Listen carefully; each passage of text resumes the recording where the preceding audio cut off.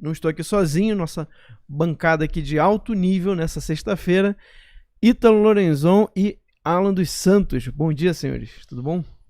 Bom dia, Alan. Bom dia, Max. Bom dia a todos que estão nos ouvindo. Muito bom estar aqui com vocês. Bom dia, Ítalo. Bom dia, Max. Bem, é uma chuva de informação que vocês vão receber hoje com relação à prisão desse mentor do MBL, né? O conhecido como Luciano Ayan, né?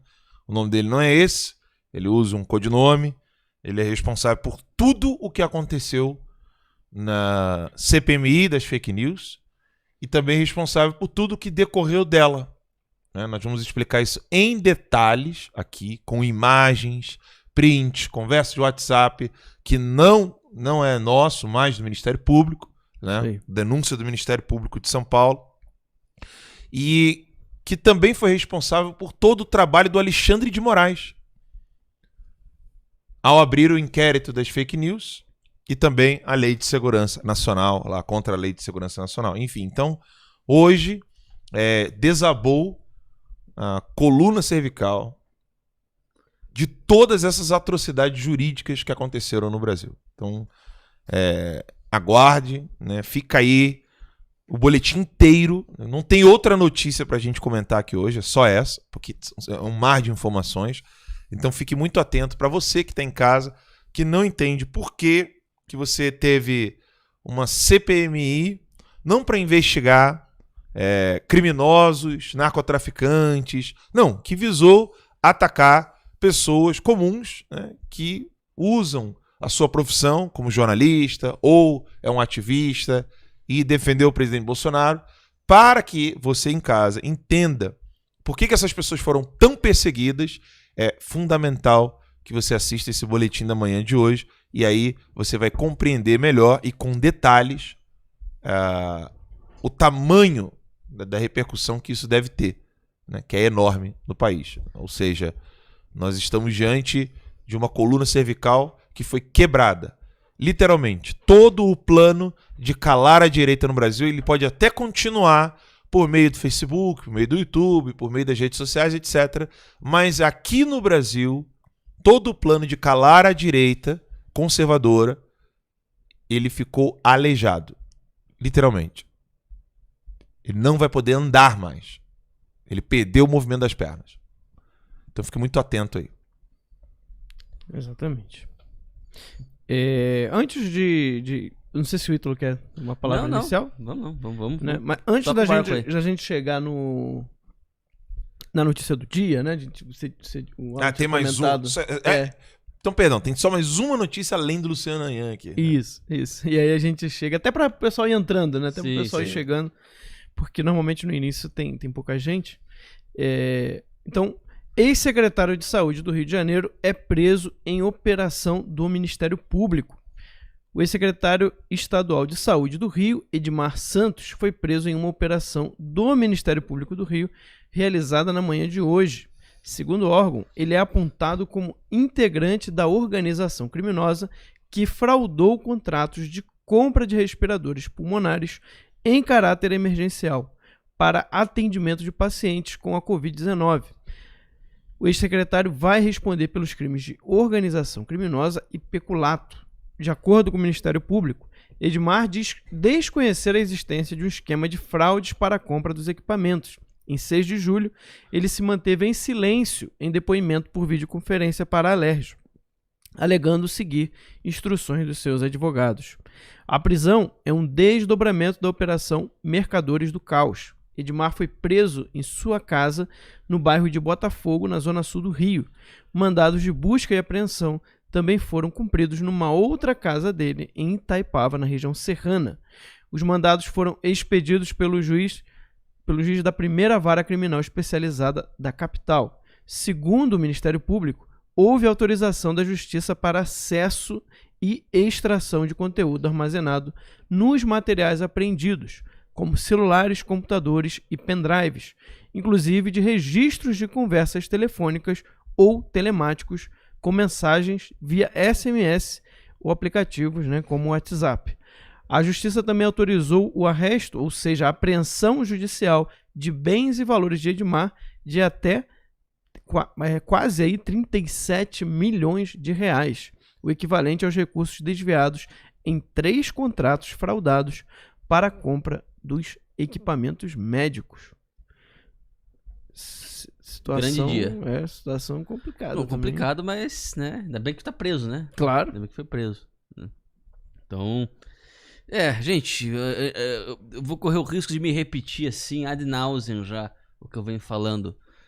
A gente vai descobrir muita maracutaia feita em nome da sua saúde. De quem não se importa com a sua saúde, né? Ontem eu fiz um desabafo aqui, não vou repetir. Vocês vejam lá no boletim da manhã de ontem, tá?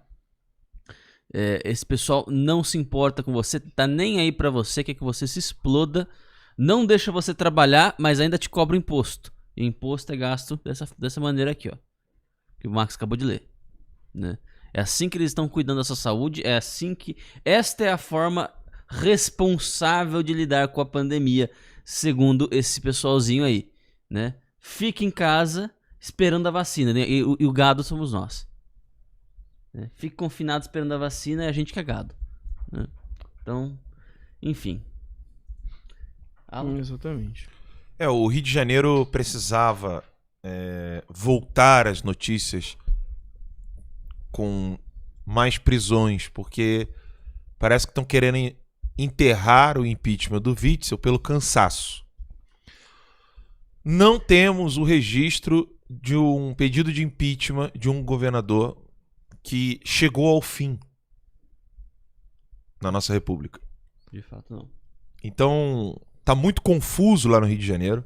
Eu tenho conversado com alguns deputados e outras pessoas, né? Quase falei o nome aqui, mas... jornalista tem que guardar sigilo de fonte, né? Não é nada misterioso. É que jornalista ele precisa conversar com todo mundo, né? Amigos, inimigos. E aí o que acontece? O que está acontecendo no Rio de Janeiro agora é a dificuldade de levar adiante um processo de impeachment. Então, o processo de impeachment de um governador é algo novo. Quando se trata de um impeachment do presidente da República, o Collor acabou, vou usar um termo aqui equivocado, mas para ajudar você que está em casa a entender, criou um modelinho, né, de como se faz o processo. Então, não ficou muito difícil, depois do Collor, conseguir, por exemplo, o impeachment da Dilma, porque nós já tínhamos um precedente temporalmente próximo. Não era tão antigo. E aí, por que eu tô salientando essa questão do tempo?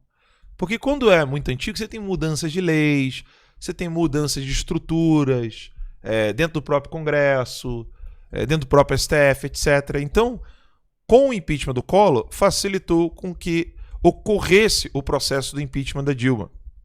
Aí alguém poderia dizer assim, facilitou, Alan? Eu estava já na direita, né? Tem tanta gente nova, né?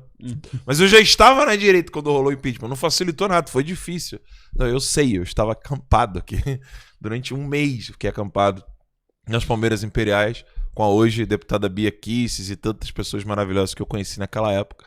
Foi realmente um processo doloroso, difícil, né? O Boulos dizendo que ia pegar em armas dentro do Palácio do Planalto, falando que se necessário for, tomaremos em armas para defender a democracia, etc. Mas, sim, eu sei que foi difícil, mas juridicamente falando, não foi tão difícil assim. O do governador do Rio de Janeiro é um pouco mais complicado, porque como não ocorreu nenhum processo recente, é muito distinto, porque aí ele não é julgado apenas pelo TJ, por exemplo, pelos desembargadores. Há toda uma amálgama ali entre a Assembleia Legislativa, o TJ do Rio de Janeiro, né, os desembargadores, etc. Tem todo um composto de pessoas, de grupos ali, que precisam levar o impeachment do Witzel adiante. Então isso está dificultando muito, tanto do Rio de Janeiro quanto do Amazonas. Então a gente vai ainda falar muito disso nos próximos boletins, para tentar explicar para vocês o que está acontecendo de fato no Rio de Janeiro, mas a prisão deste secretário deixa claríssimo o que realmente está acontecendo no Rio de Janeiro, e isso facilitaria, né, que o processo não demorasse tanto, né, não demore tanto. Então vamos esperar os próximos capítulos no Rio de Janeiro e pedir a Deus, né, para que o Rio de Janeiro se livre o quanto antes de Wilson Witzel. Exatamente.